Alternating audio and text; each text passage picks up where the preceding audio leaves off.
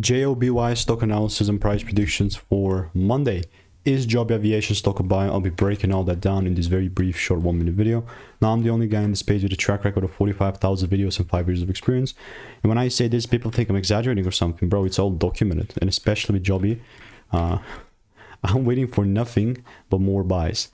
Because this is all I know. Like with Joby, I've been talking about buying ever since it was $5 just 9 months ago, right? 28th of October. And it was, since then it was great, bro. Do not get me wrong, this was phenomenal. The one thing that I'm still looking to do is buy, but only if I see a first break above 1748 and then the second ship. But bro, this looks good. Pre-market is also very good. Well, yeah, I'm just not gonna put a time frame goal to it, right? Like I just wait and see when this freaking gives me, and if it doesn't give me rules, I'm not moving forward. Now, if you want to get free money making emails and insights, and if you want to stay tuned with Joby, click the first link in the description. It's free.